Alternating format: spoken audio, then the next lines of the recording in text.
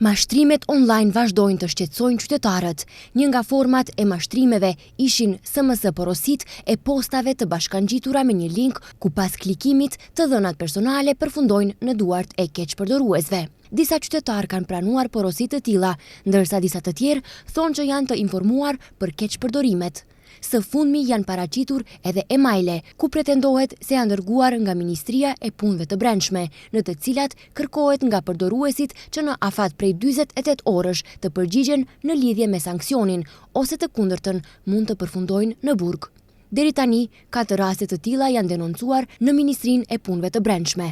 Sektori krimeve kibernetike deri më tani ka pranuar 4 denoncime në lidhje me porosit elektronike të pranuara nga autor që prezantohen në emër të Ministrisë së Punëve të Brendshme dhe Europolit dhe që u janë dërguar ftesa të rreme në lidhje me një hetim të dyshuar, thon nga Ministria e Punëve të Brendshme.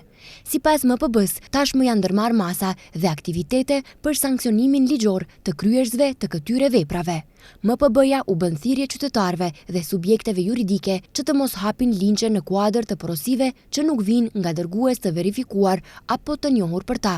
Subjektet juridike të ndërmarrin masat e duhura për të mbrojtur sistemet e tyre kompjuterike nga softueri potencial që ka për qëllim keqpërdorimin e të dhënave nëpërmjet këtyre lloj sulmesh kibernetike.